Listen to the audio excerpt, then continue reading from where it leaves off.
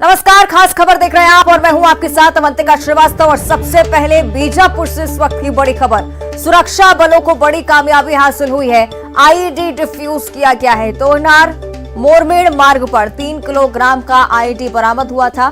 पेरमापारा के पास ये आईईडी मिला। डीआरजी सीजीएसएफ की टीम एरिया डोमिनेशन पर निकली थी। सर्चिंग के दौरान कच्ची सड़क से आईईडी बरामद किया गया। तस्वीरें देखिए आपकी टीवी स्क्रीन पर है। बीडीएस बीजापुर की टीम ने मौके पर बम को निष्क्रिय किया है।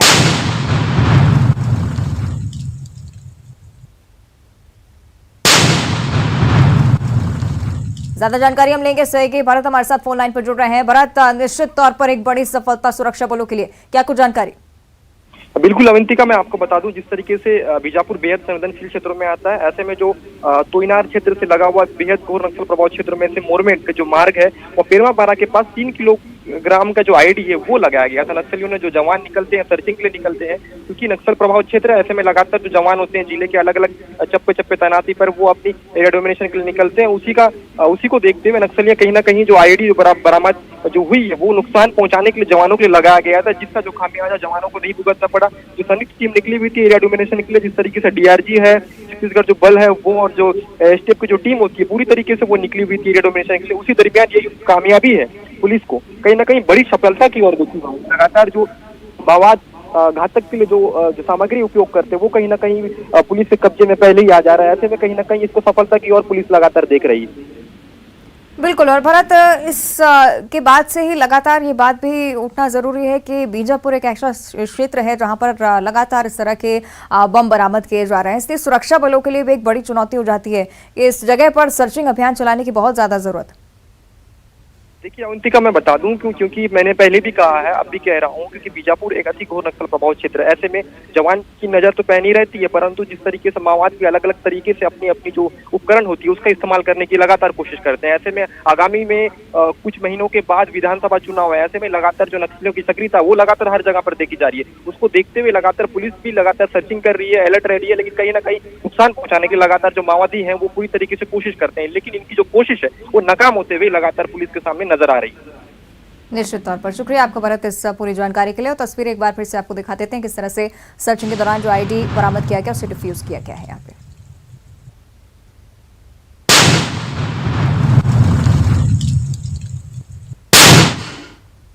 और इस बीच छतरपुर से बड़ी खबर है। सांस्कृतिक कार्यक्रम के मंच पर अश्लील डांस किया गया। मेला जल विहार के सांस्कृतिक कार्यक्रम के मंच पर अश्लील डांस हुआ है।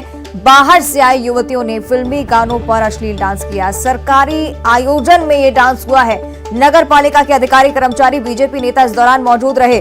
देर रात तक मेला जल विहार के मंच पर खुलेआम ये अश्लील डांस चलता रहा।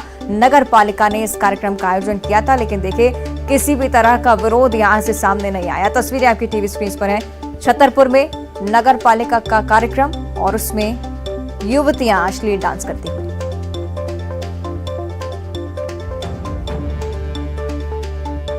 ज्यादा जानकारी हम लेंगे सहयोगी मनोज हमारे साथ फोन लाइन पर जुड़ रहे हैं। मनोज, क्या कुछ जानकारी इस पूरे कार्यक्रम को लेकर? जी बिल्कुल, जिस तरीके से जो मेला जल विहार 2022 का कार्यक्रम ये पूरा था, सांस्कृतिक कार्यक्रम के नाम पे फूहड़ डांस जो है वहाँ पे कराया गया। ये साफ तौर से कहीं ना कहीं जो आयोजक है उनकी ये गलती है। हालांकि अब इसको लेके तमाम जो सियासी बयान है वो भी निकलकर सामने आने लगे हैं। एक दूसरे पर अब आरोप प्रत्यारोप भी लगाए जा रहे हैं। लेकिन इस तरीके के जो सार्वजनिक मेले रहते हैं, यदि उसमें इस तरीके के फूहड़ डांस कराएंगे तो जो संस्कृति की दुहाई देने वाले जो लोग हैं वो किस ओर जा रहा है, ये भी एक बड़ा सवाल अब इस पूरे वीडियो के सामने आने के बाद जो है वो उठ रहा है। क्योंकि जो कार्यक्रम था उसके अनुसार जो तमाम कमर्शियल गतिविधि संचालित की जानी थी इस मेले के माध्यम से, वो कहीं ना कहीं इसमें नजर नहीं आई। और मेला जो जल विहार 2022 का जो आयोजन किया गया था, जो उसके आयोजक करता थे, वो कहीं ना कहीं इस मेले में इस तरीके से राजनीति करते हुए नजर आए। क्योंकि कई नेता भी जो थे एक पार्टी के इसमें मौजूद होने की जानकारी मिल रही। तो कहीं ना कहीं चुनाव के लिहाज से इस मेले को भुनाने की कोशिश यहाँ पर की गई। और जिस तरीके की तस्वीरें सामने आई है वो कहीं ना कहीं शर्मनाक करने वाली तस्वीरें हैं। खास तौर से सार्वजनिक यदि मेला होता है उसमें इस तरीके की सांस्कृतिक कार्यक्रम के नाम पे यदि इस तरह की गतिविधियां संचालित की जाती है और इस तरीके के फूहड़ डांस दिखाए जाते हैं, तो ये अपने आप में एक शर्मनाक करने वाली एक पूरा ये मामला है।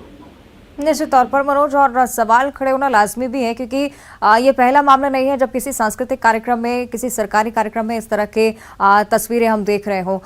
निश्चित तौर पर जरूरी है एक ठोस कदम की इसके लिए।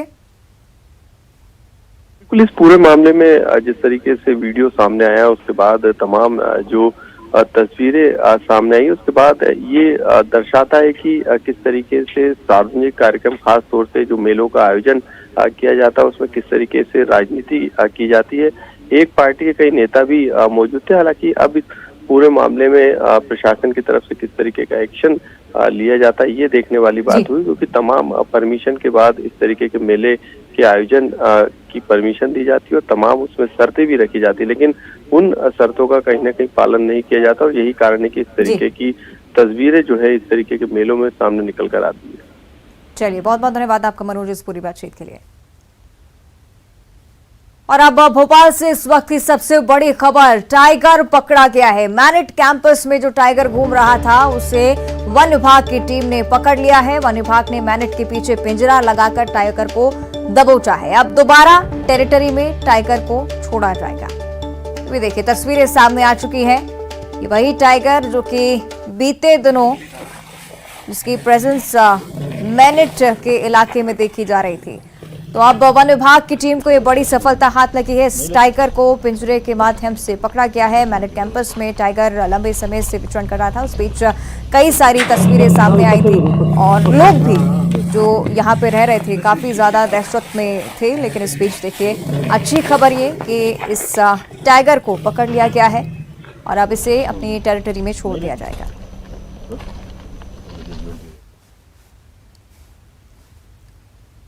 आगे बढ़ते हैं, रुक करेंगे बैतूल की ओर, जहां भोपाल एटीएस की बड़ी कार्रवाई देखने को मिली है। हथियार तस्कर गिरोह का पर्दाफाश यहां पर हुआ है।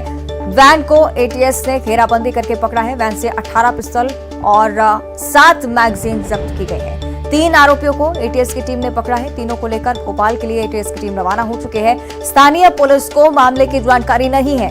दतिया से महाराष्ट्र की ओर ये वैन जा रही थी। जलार थाना क्षेत्र का ये मामला आपको बता रहे हैं।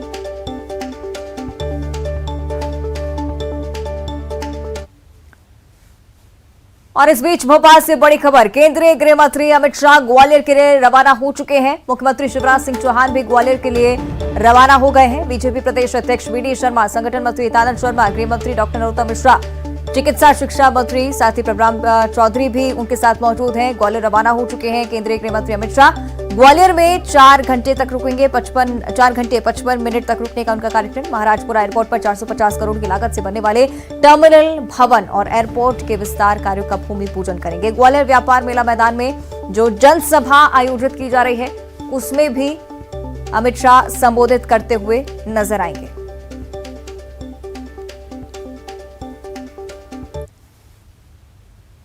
और अब जशपुर से बड़ी खबर है। चलती स्कूटी में अचानक से आग लग गई। पत्थल गांव से अपने गांव फरसा बहार लौट रही थी एक महिला। ग्रामीणों ने बालू और पानी से इस आग को बुझाने का प्रयास किया। आग लगने से स्कूटी का इंजन पूरी तरह से जल चुका है। पत्थल गांव के कछार गांव की एक घटना है। नेशनल हाईवे 43 पर यह हादसा हुआ। तस्वीरें इस स्कूटी की आपकी टीवी स्क्रीन पर। एक महिला इस स्कूटी पर सवार होकर अपने गाँव के लिए निकली थी, लेकिन अचानक से रास्ते में इस स्कूटी में भीषण आग लग गई।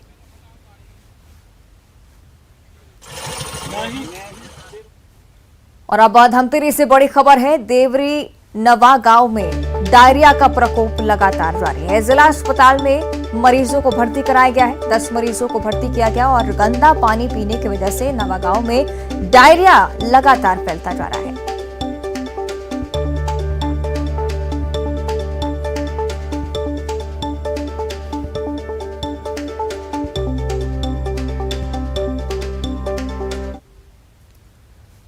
उधर श्योपुर में बिजली कंपनी के आउटसोर्स कर्मचारी की सीढ़ी से सड़क पर गिरने के चलते मौत हो गई है। बताया जा रहा है कि बिजली लाइन से टच हो रही पेड़ों की टहनी को काटने का काम चल रहा है, लेकिन कर्मचारी काम के दौरान बांस की सीढ़ी से नीचे सड़क पर गिर गया और सड़क पर गिरते ही उसकी मौत हो गई। वहीं परिजनों ने करंट लगने से कर्मचारी की मौत होने की बात कहकर पोस्टमार्टम से इनकार कर दिया है। काफी देर तक हंगामा यहां पर होता रहा, लेकिन पुलिस के समझाने के बाद परिजन पोस्टमार्टम के लिए तैयार हो पाए। और साथ ही इस बीच जानकारी आपको इस बारे में भी दे दें कि एक बच्चे का एक खूबसूरत सा वीडियो सोशल मीडिया पर खूब वायरल हो रहा है। बचपने में बच्चे जो ना कर दे वो कम है। बुरहानपुर में मां की डांट से नाराज एक 2 साल के बच्चे ने पुलिस में शिकायत दर्ज करवाई। मामला खकनार थाना क्षेत्र के डेढ़ तलाई गांव का, जहां 2 साल का सद्दा मम्मी की डांट से नाराज हुआ तो घर के बगल में डेढ़ तलाई पुलिस चौकी जा पहुंचा। चौकी में बच्चा जब सब इंस्पेक्टर से अपनी मां की शिकायत करने लगा तो लोगों ने उसे बहुत समझाने की कोशिश की, लेकिन जब तक सब इंस्पेक्टर ने शिकायत दर्ज नहीं की वो नहीं माना। और क्या चुराया? और क्या की अम्मी ने मारी? कहाँ मारी? गाल पे? हाँ। गाल पे मारी? और क्या बोले? चोरी करती मम्मी? चाली कैंडी चुराती। तेरी कैंडी चुरा लेती है? मैंने नहीं चोरी की, वो अम्मी ने चोरी की। अच्छा, अम्मी ने तेरी कैंडी चोरी की। और क्या चुराया? और क्या की अम्मी ने चॉकलेट भी चुराई। आगे बढ़ते हैं, रुक करेंगे बलौदा बाजार की ओर। नारायणपुर में न्यूज 18 की खबर का बड़ा असर हुआ है। आंगनवाड़ी भवन के ऊपर झाड़ियां उग चुकी थी और 3 दिन बाद भवन की साफ सफाई हुई है। जल्द ही दूसरा भवन भी मिलेगा, यह आश्वासन मिल चुका है। कुपोषण का शिकार हो चुका था ये पूरा विभाग, और खबर लगने के बाद महिला बाल विकास विभाग अधिकारी ने इस मामले पर संज्ञान लिया है।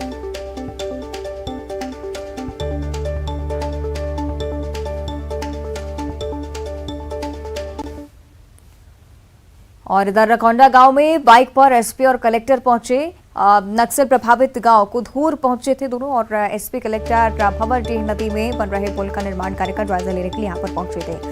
कुधूर तुमड़ीवाल के बीच भंवरडीह नदी है। ग्रामीणों से मुलाकात कर उनकी समस्याएं भी जानी, साथ ही ग्रामीणों की मांग पर 5 हैंडपंप लगाने के निर्देश भी उन्होंने दे दिए हैं।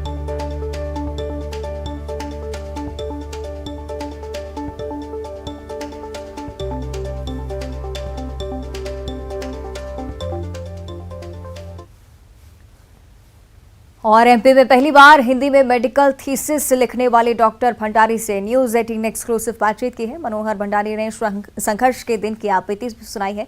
उन्होंने बताया कि कैसे हिंदी में पढ़ाई के लिए संघर्ष करना पड़ा था और उन्हें आज का दिन देखकर बेहद खुशी हो रही है।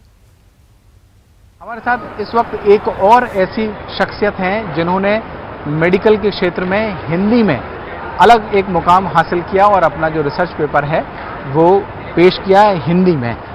डॉक्टर सूर्यकांत जी हैं जो लखनऊ से यहाँ भोपाल पहुंचे हुए हैं। सूर्यकांत जी, कितना मुश्किल था पहली बार ये सोच पाना ही कि आप हिंदी में अपना कोई रिसर्च पेपर पेश भी कर सकते हैं? 30-31 साल पहले बहुत मुश्किल था ये, और व्यक्तिगत रूप से मुझे बहुत मुश्किल पड़ा। 1991 में मैंने जब सोचा कि मैं अपनी एमडी रेस्पिरेटरी मेडिसिन यानी टीबी एंड चेस्ट विभाग में हिंदी में लिखूं, तो जो मेरे विभागाध्यक्ष थे वही प्राचार्य थे हमारे मेडिकल कॉलेज के।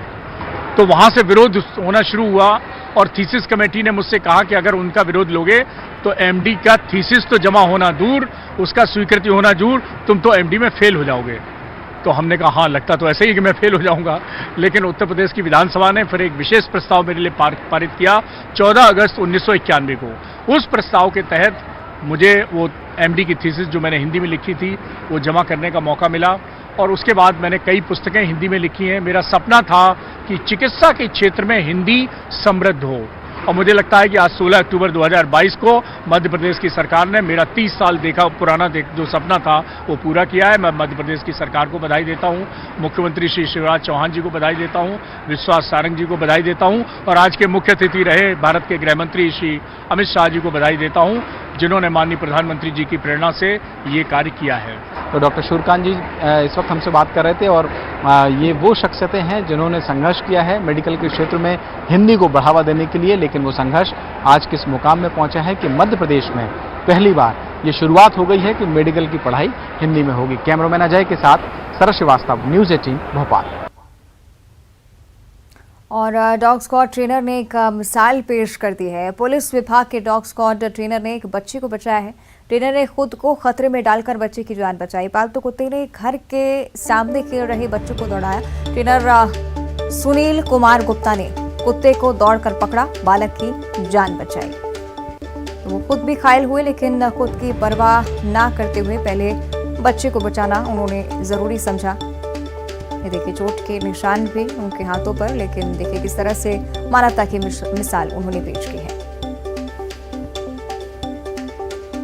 तो तस्वीरें आपको दिखा रहे हैं ट्रेनर सुनील कुमार गुप्ता की, जिन्होंने अपनी जान पर खेलकर एक बच्चे की जान बचाई है। दरअसल एक बच्चा भाग रहा था क्योंकि उसके पीछे कुत्ता पड़ा, लेकिन उस कुत्ते को भागकर ट्रेनर ने पकड़ा, इस बच्चे की जान बचाई। इस दौरान वो खुद भी चोटिल हुए, लेकिन इस बात की उन्होंने जरा भी फिक्र नहीं की।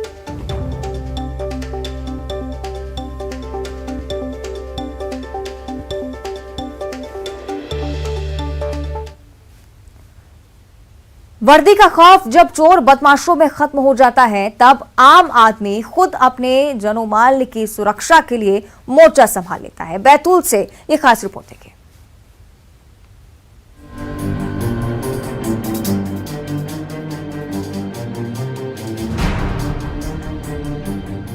हाथों में लाठी डंडे लिए ये लोग किसी विवाद को सुलझाने के लिए यहाँ जमा नहीं हुए, बल्कि चोरों से अपने अपने घरों को महफूज रखने के लिए गली के चौक चौराहों पर पहरा देने के लिए जमा हुए हैं।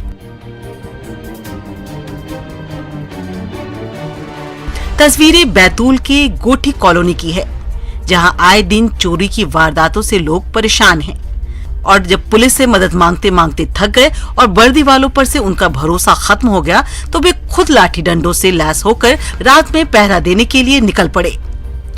गोटी कॉलोनी के लोगों का कहना है कि यहाँ से महज आधे किलोमीटर की दूरी पर कोतवाली थाना है। बावजूद इसके चोर आए दिन इलाके में सेंधमारी कर चोरी की वारदातों को धड़ल्ले से अंजाम दे रहे थे। थाने में लिखित शिकायत हुई। इसके बावजूद भी जब चोरी की वारदातें कम नहीं हुई, तब लोगों ने तय किया कि वो पुलिस के भरोसे पर रहने के बजाय खुद मोर्चा संभालें और रात में सड़कों पर उतरकर पहरा दें। फिर क्या था, कॉलोनी के बड़े बुजुर्गों ने युवाओं के साथ मोर्चा बनाया और अब ये टीम लाठी डंडों और टॉर्च से लैस होकर हर रात इसी तरह सड़कों पर निकलती है और लोगों को चोरों से सावधान करते हुए पहरेदारी करती है। Risu Naidu, bureau report, news 18, Madhya Pradesh, Chhattisgarh.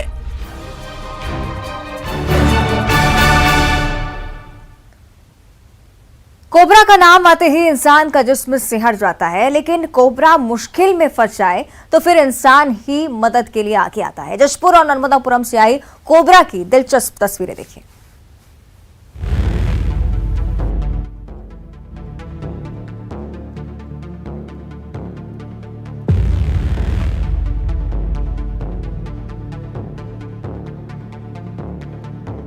कहते हैं चोर इंसान हो या बेजुबान, एक दिन पकड़ा ही जाता है। इस कोबरा के साथ भी ऐसा ही हुआ। पहले इसकी बेचैनी देखिए, फिर इसके पीछे की कहानी बताएंगे।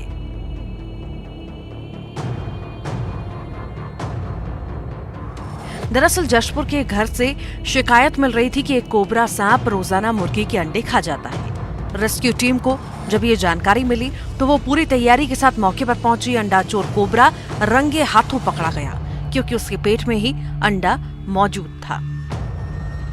रेस्क्यू टीम की गिरफ्त में आने के बाद कोबरा भी बेचैन था, लेकिन पेट में अंडा होने की वजह से भाग पाना मुमकिन नहीं था। आखिरकार उसने भी अंडा उगलने में ही भलाई समझी। फिर किसी तरह कोबरा ने बारी बारी से मुर्गे के दोनों अंडे उगल दिए। उसके बाद रेस्क्यू टीम ने उसे थैले में बंद किया और सुरक्षित जंगल में छोड़ दिया।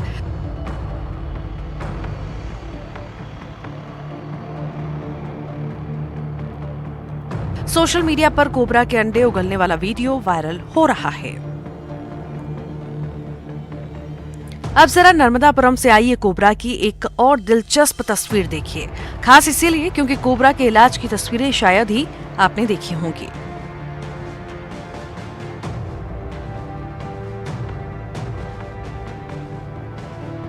यहाँ के जंगल में कोबरा सर्पमित्र को जख्मी हालत में मिला था। जिस्म के हिस्से में एक बड़ा जख्म था, जिसके बाद उसे इलाज के लिए अस्पताल लाया गया। इटारसी पशु अस्पताल में घायल कोबरा का डॉक्टरों ने इलाज किया। इलाज के बाद कोबरा सांप को सुरक्षित जंगल में छोड़ दिया गया। Bureau report, news 18, Madhya Pradesh, Chhattisgarh. और इसी के साथ खास खबर में फिलहाल इतना ही। देखते रहिए न्यूज़ 18।